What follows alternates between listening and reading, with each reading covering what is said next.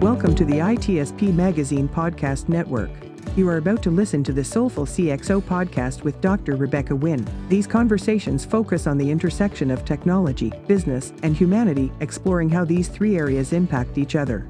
Dr. Wynn interviews guests, including business leaders, entrepreneurs, and experts in various fields, to share insights and experiences on cybersecurity, risk management, and leadership. The podcast aims to provide a fresh perspective on how technology can be leveraged to create positive change in the world. Now sit back, relax, and enjoy the show.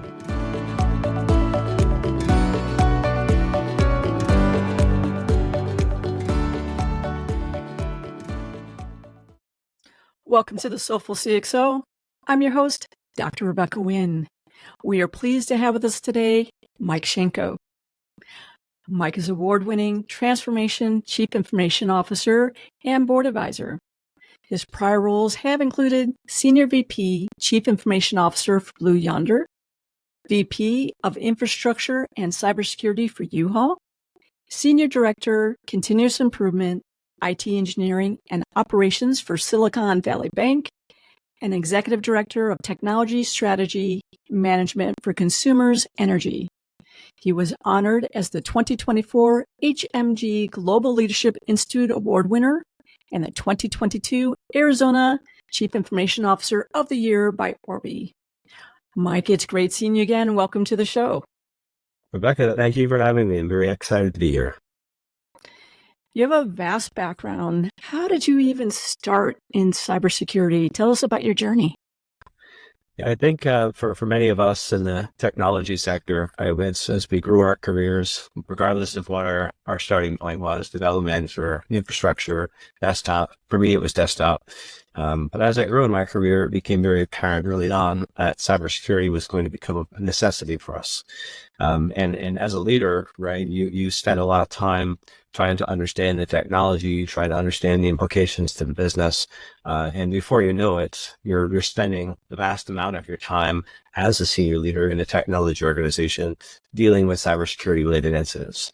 To the point where you start to look at where organizations need to take that and start to build actual practices around cybersecurity directors, CISOs, CISOs, or different varieties of that role. But as a CIO, you end up really being key to managing risk for the company. And I would say that also exists with the directorships, with manager roles as well. You have to create risk maps. You have to understand your risk from a compliance perspective, cybersecurity perspective, and you really need to become astute as to all the things that are happening in that space. And for me, naturally, as I took on different roles through different organizations, I had the opportunity to take on responsibility for cybersecurity. And through that, right, it really started for me in the utility sector more than any. It's a different world. We're talking about operational technology, securing the grid, whether that be gas, electrical, water. And then, obviously the other aspects of cybersecurity, key controls for SOX and JSOX, as well as other things that you need to do from an administrative perspective, are also putting up those additional boundaries to be able to secure the type of infrastructure that you're supporting, whether you're in manufacturing, you're in healthcare, or you're in utilities.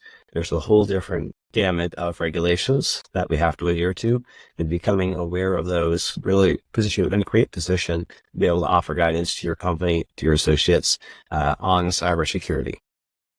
It's interesting, your background, because not many people are able to successfully make a transition through the many sectors like you have, starting out in utilities and going to banking and going on with technology. Can you just walk us through how that even happened? Because a lot of times today, they're like, you weren't in healthcare for 20 years, so I won't even go ahead and entertain possibly for you to be, one of our leadership positions as a CTO, CIO, or CISO, and vice versa, maybe going from financial services into pharma or something like that. How did that happen for you? Yeah, that's also a very interesting journey for me, and the fact that I didn't really set out in the beginning to say I want to go work in all of these different verticals. And I've been blessed across my career to work at some fantastic companies with really wonderful people that gave me the opportunity to do other things. So As you transition though from one company to the other, I was with a water utility for really the first 12 years of my professional career. I had an opportunity to go and interview with Pfizer. You start to meet people along the way that give you the guidance on the strength of the company and what the company is doing. You start to pick a lot more interest, right? And how can I make a difference? You think about pharmaceuticals, my time with Pfizer's making a difference in everybody's lives every day. It's providing, critical medications to customers around the world and patients around the world. And that you can contribute to that, right? So for me, as I transition from one vertical to the other, it's been through kind of organic or inorganic for me, with relationships that I've established over the years. But I will say that going from one company to the other, your knowledge of cybersecurity, your knowledge of technology is transferable. Technology process, technology solutions are almost all, the same. They're not that unique that you can't run the same type of solutions or systems in a utility company that you run in a pharmaceutical company or a financial services company. Where the differences really come in is the regulation and understanding the business itself, right? Garnering that acumen that is necessary to become the leader or the individual contributor that you need to be for the specific role that you're hired. And that's where people come in. That's where the mentorship comes in. I would say always be inquisitive. Always take the time to dive in, especially in your first 90 days, and get to know the people, get to know the business, how the company makes money, what are the regulations. And if you're in a role where you're accountable for those regulations or for that compliance, you certainly need to become, expert level, to be able to speak for them and make sure that you're putting the right controls in place to protect and preserve the company. But it is unfortunate, as you say, right? It's if it doesn't say healthcare on your resume, chances are you may not get into the healthcare role, or the AI that reviews resumes when you apply for a role may automatically omit you because you don't have that healthcare. So I think that's where your network comes in, and being able to prove yourself as a consistent individual contributor or leader, and being able to show and demonstrate that you have that innate ability and acquisitive nature to go out and prospect, learn about the company, learn about the organization, learn about compliance internally and externally. And that will position you well, regardless of what vertical you're looking to go to.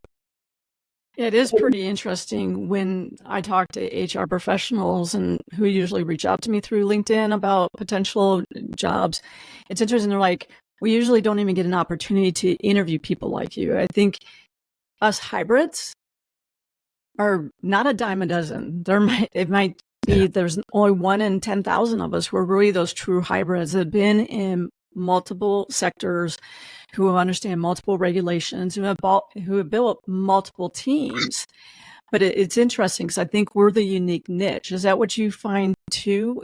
That's who I look to hire for me on my teams too, is those niche people who are great hybrid people and agile. I definitely see that as well, Rebecca. For me, I said it kind of happened inorganically and organically over time. But as I progressed in my career, it actually became something that I wanted to do. I became intrigued by regulation, and working in utilities, you get to work not only internally, but you get to work with state governments, public utility commissions, the Office of the Inspector General. In the cybersecurity space, as you know, there's many opportunities and invitations, whether warranted or not, to come to Washington and to partake in some conversations.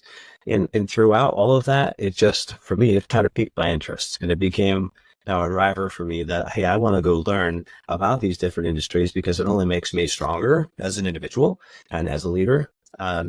Positions me very well to have the diversity go work in any role. But as you look at, hiring people, or even let's say the company itself, some people tend to stay in their lane that they're comfortable with. And that's not necessarily a bad thing. I think there's a place for both where there needs to be folks who want to stay in those career paths and stay in that vertical forever. Makes them very strong, makes them 30-year veteran, 20-year veteran of their trade. But they might miss out on an opportunity to do something that's even more exciting than what they were doing today. Missing out on an opportunity to learn different walks of life or business.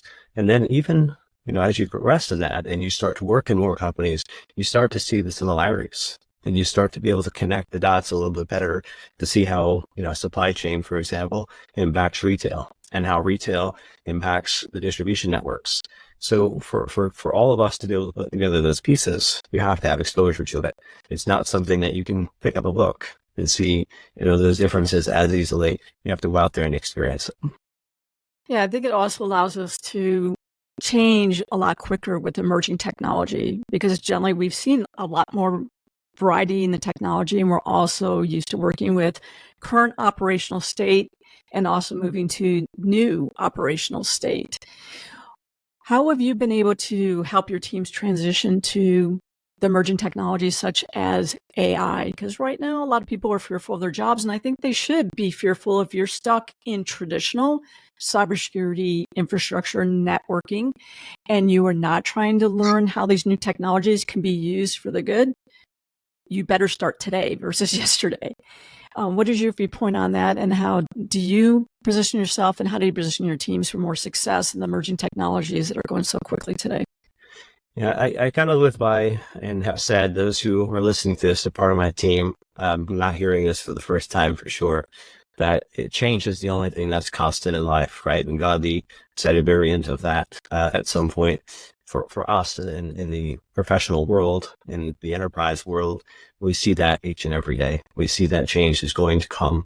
It's going to come rapidly through technology. It's going to come through leadership change in companies, restructuring, mergers and acquisitions, you name it, right? So change is going to hit us, not to mention societal impacts. We think about what happened during COVID-19. Nobody could have ever planned for that.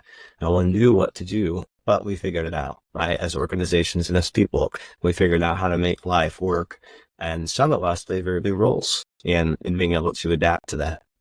So for any change that's coming in an organization, I think it's very important for a leader to understand that they need to bring their team along for the ride. And change sometimes happens to us unceremoniously. We can't necessarily control what that change is. But in most cases, you're going to have some type of a glimpse as to what kind of change is coming. If you're doing your due diligence and you're looking ahead at the technology, if you're looking ahead at what the business leadership is doing, what the board of directors wants to see, you're going to be able to start to pivot the organization, your strategy, and your team, and start building a path to get there. And if you're bringing along your individual contributors, you're showing them, what does this change mean to them? Organizational change management is key here in giving people the opportunity to be a part of some projects, to be a part of the discussions, take training. And sometimes training is hands-on training. It's being a part of a conversation. Sometimes it's just figuring it out as we go along. It's not always going to be some type of structured training. And with that, you start to see people that are taking interest. And sometimes you're very fortunate and you have individuals that are going to take the ball and they're going to run with it. They want to be the advocate for that change. And then ultimately they become a champion for the change. And on the flip side, there's some people that are going to really struggle with change. And I think that's where you as a leader have to really understand people at an individual level, pay attention to how they're accepting and adapting to that change, but putting the pieces together in front of them, helping them feel comfortable with it, letting them know that, hey, we're learning this together. This is not do it or die situation. This means we're going to figure it out over time and we're going to position ourselves better. AI is moving at a faster pace than any other technology than we've ever really seen in my professional career. And with that, you can either get in front of it, you can enable it, you can give people the reins to go out and test and play around at the early days and in the adoption, while you as a leader are working on policies, structure, education for the team, education for the business, you getting to understand what does this mean from an implications to the business perspective, and then filtering that back to the teams. But you have to allow them to innovate. You have to allow them to play. You have to let them know that it's okay to fail, right? In the case of AI, failing fast is going to be important, but you can get in front of it and you can enable it, or you can stand there and let the wave crash over you as it goes by. I prefer to be in front of it. Yeah, I agree with you. I think creating some sort of sandbox where you have innovation labs software, data analytics, architecture, being able to go ahead and even do capture the flag moments and stuff like that on your teams is really important. A lot of times people get fearful of that. There's also, like you said, there's outside ranges. I know here in Arizona, we have a big cyber range. Both of us are from Arizona that you can use as well too and be part of those groups. And people don't always take advantage of that. A lot of times they think that your advantage has to come 100% of work. And I've encouraged people outside there, whether it is being involved in a professional organization, whether it's being involved in a meetup group or webinars and stuff like that, get involved outside of work as well too, because there's great things out there in your work. Just doesn't have enough time or resources to be your sole source of learning new knowledge. Would you agree with that? Totally agree with that. I mean, you make an excellent point that learning is not something that we can depend on just our company to do. It's something we have to take on our own, right? We've got to do our own research. We've got to get out and have conversations. Some people are very comfortable in public setting and making relationships and networking. Others are not, and that's okay. But you do need to at least put your best foot forward and get out to, do the research, whether it's in a cyber range or an old school library, or, go online. There's so much content that's out there. But you have to be a champion for your own cause as well. If it's something that you're interested in, then go out and get it.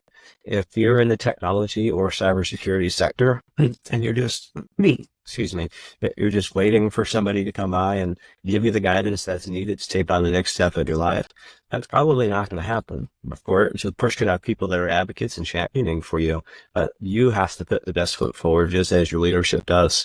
And that those two things come together. Now you have somebody who's innovating on behalf of the company, but you're also, improving yourself and giving yourself really an opportunity to be ahead of the game within your organization, or potentially, making yourself a subject matter expert that people can draw on for opinions. And now you're building a network of your own, built based on the trust and the confidence and the knowledge that you have available to you. One of the things I think is a challenge as a leader is, it used to be a long time ago, prior to me, where people would stay in a job 10, 15, 20, 25 years. And even if in your heart you would like to find that one company that you could stay with for 7, 10, 15 years, it's just not the way the world is geared anymore. You almost need to look at yourself as a maturity model. And what stages of that maturity model are you the best leader in? Are you a person to come in and their bootstrap company, and it's to help them determine what technologies they need to put in and kind of what their team structure should be? And then you pass it on to the next leader who really is the builder of the teams. And then they pass off to the person who's really, I call more of a stabilizer, the person who go ahead and how can we really run this successfully for 5, 7, maybe 10 years? And then you have people like, we're really mature. We're looking at maybe going ahead and starting to acquire other companies and things like that. But you have to really look and see where you are as an individual anymore on that maturity model, and then start to see what are the companies that I best align with on the maturity model. Maybe they're at the maturity model or that department. Is that what you're seeing too? That's the paradigm shift that I think I've also seen the last 3 or 4 years. I could say I can look at this in two different lenses. As I mentioned before, I've been blessed to work at some fantastic companies over the years. And I think in some verticals and some sectors and some companies, it is very possible to start your career and end your career there. And I've seen that, especially in the utility space. That's a common theme where you have people that start off, maybe as a meter reader. In fact, one of my former CEOs started off as a meter reader in their career, I think when they were 16, and they grew all the way to the CEO of the company. Which is fantastic, right? That's a great story. That builds so much pride in that company. It builds so much pride in the organization. And now you feel like you're a part of that, right? And in his case, he absolutely was. He was a part of the brand of that company and probably will be for decades to come. On the flip side of that, because everything is changing, right? This goes back to the dynamic of how do we adjust to change? Chances are, no matter what industry you're in, no matter what vertical, it's not going to be the same 5 years from now as it is today. And that is because of the fast pace of change in innovation. Things like AI, right? Not only AI, but AI has been around for a while. Now it's very much mainstream, but it is on everybody's radar. And now everybody's asking questions. What can I do differently? What should we do differently? What kind of technology now is available to us that wasn't available 10 years ago? So we have to come to the realization that those external drivers are going to impact how we, manage inside the business. So I think staying at a company for a long period of time may still be very, very possible. I think staying in the same role at a company for a very long period of time is probably no longer a viable solution, because your job is going to be changing in some way, right? And you could grow with it, you could adapt to it, you can change along the way, you can improve upon it, you can be the driver for that change. But again, if you're going to expect that so I definitely feel like that may be changing, the catalyst, and then we might see more people that are changing more frequently, in a 3-year period, 2-year period. And some of that is also, just changing generations. There's a difference in what people desire and what they want. Some people get bored quickly in their roles, right? Where they feel like they've reached their potential at one organization and they want to go on to the next. So I'm very happy to see that it's not just about compensation. For some it is. For many it's not. It's how can I continue to grow myself? How can I continue to be motivated and feel like I'm making a difference? And I think that's one of the drivers that we're seeing now with the rapid change through technology, through pace, and through the organizational construct itself. Yeah, I think one of the biggest challenges too is it's one of the very few times, whether it depends on how you want to count it. Do we have 4 generations or 5 generations that you're trying to manage in technology? And that is a challenge, because every one of those generations, the way they like to communicate is different as a whole. Their communication channels is different as a whole. How they like to balance work-life is different as a whole. And their sensitivity on how they like to interact and discuss things with people is different. How have you been successful in that, or what are the biggest challenges that you find that? I find that pretty challenging. I know one of the things I like to do is almost you have to sit people's like my ways of working or something like that and have them fill it out on their communication style. And you have to, as a leader, you might have to communicate things in 5 different ways, because trying to get them only to hear your way takes a lot of time and extra processes, versus at times to go ahead and to say things maybe slightly different in 4 different ways so everybody can pick it up quicker. It's almost like, to me, like when I teach universities, you have to have a variety of ways that you say it so people can pick it up a lot quicker. Again, you're spot on, right? So I'm going to unpack 2 different responses here from your statement. The first one I'll touch on is how you get the message across to people. And I do think, if you have 100 people in a room, chances are you have 100 different understandings of what the speech was, the message was that you delivered. We're all going to internalize it a little bit differently. So having different mechanisms to be able to catch the eye, right? Something that triggers them. For me, I'm a very visual learner, so I like to see things in architectural diagrams. I like to see materials that, if I want to dig deeper, I can. I want that high level first understanding, and then I start to dig deeper from there. Others like words, others like messages or conversations. And now you think about how the generations are getting their content. I look at my niece, who's just turned 2, and the fact that she had an Android device and an iPad when she was just after 1 year old, and she's learning her alphabets and her colors and so on. But at the same time, she's learning interfaces. She's learning how to interact with the computer, the machine, the droid. And then I go back to my children, who are now 17, I'll soon be 18 and 21. They also have access to technology, at a fairly early age, but for them, maybe then 7 or 8. So it's getting younger and younger. And then on the other side of that, we have the community of folks who are getting close to retirement age, right? Or at retirement age. And they need to be receiving information differently. Not everybody's going to grow at that same pace. Not everybody's going to want to swipe left and swipe right. Some want to still scroll through an email. Some still want to have that conversation. And I think as an organization, as a company, as a society, we just need to respect that everybody's different. Everybody's going to internalize the message different. And this is something that when we think about the topic of diversity, it really is it's not just diversity in race or sex or preference, but it is diversity in thought. It is diversity in how we operate. It is really, each person is an individual. And we have to recognize that. We have to try to, connect with them in some way or the other in a manner that's going to make it efficient for them. Now, of course, you can't do 100 different ways, but to your philosophy of 5 different ways, 7 different ways, even in the change management world, you say, hey, you have to communicate something 7 times before somebody hears it. So I think you just understanding organization, understanding the talents, the generational barriers that you might have, you have to find a way to connect to them in all ways as effectively as possible. And I tell people it does go part of your business continuity as well, too. If you think that you will always have technology, what happens if that technology goes down, right? What is your backup to the technology? And we've seen that. We've seen that recently when the healthcare systems recently have gone down, even in our home state. And then there's no access to those pharma records and stuff like that. Where is it on records? Where is it written down and stuff like into that? And I tell people, remember, if technology totally goes offline, you are going to need people who can read a manual. You can go ahead and pick up that book and things along those lines. I don't lose those skills and rely solely on technology. Don't lose the basics is what I always tell people. And unfortunately, I think we're losing the basics, right?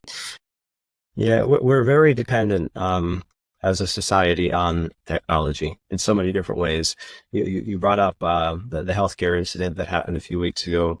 We're talking about medications. We're talking about how people get their medications delivered to them through pharmacies. And we're so dependent on that. We're so dependent on getting a text message now that says, hey, your refill is ready. Do you want to come pick it up? Or do you want a refill or do you not need a refill? If that goes away, we have to go back. In the simplest analogy, we have to go back to managing it on our own. And not everybody's capable for, maybe they have some medical condition that doesn't allow that, which these tools are fantastic for. But for us, we should try to maintain that, hey, I'm still accountable for the inventory of that medication at my home, right? And teaching your children, putting the tools in place, say, always have a what if. In the business world, we call it business continuity planning. So the example that you gave is a strong one. There was also a recent issue with cell phone outages, right, with AT&T. And you would not believe how many people, right, lost their minds because they couldn't communicate for whatever period of time that was. The hard reality is we know this in the cyberspace for sure, for every technology that comes out, there's thousands, if not millions of people who are trying to disrupt that technology. They're trying to find a way to disrupt it so they can utilize that to their advantage for some way, some reason or the other, right? And what we have to understand is when we create a dependency on something that could be taken away immediately, we're putting ourselves, our family, our jobs at risk. So in the business space, it's that business continuity plan. So I'd say we need to have a business continuity plan for ourselves, and we have to have alternative ways of working, which is why process is such a very, very important thing. And when you think about what AI does and other automation toolkits, it takes steps away from the process, makes it easier for the human to interact or to get their work done. But the reality is, if that goes away, we still have to have people that are knowledgeable, that are trained, and we can do it in a compliant way. Right? We talked about medications again.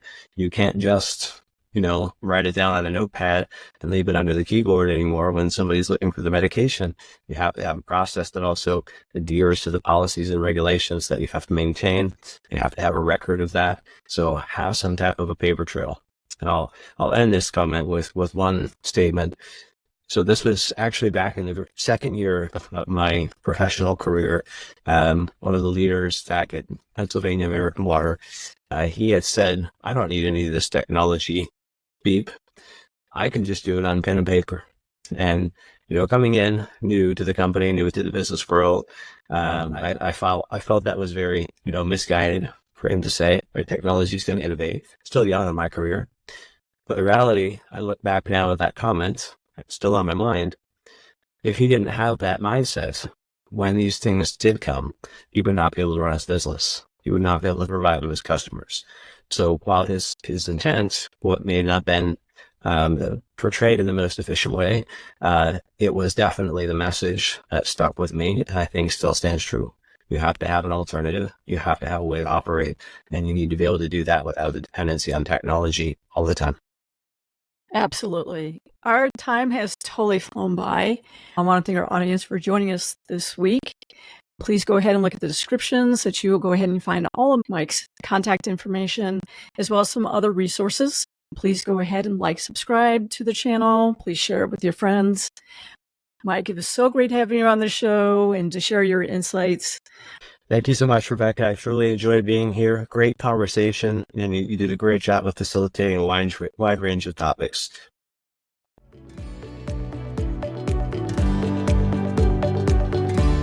We hope you enjoyed this episode of Soulful CXO podcast with Dr. Rebecca Wynn, part of the ITSP Magazine podcast network.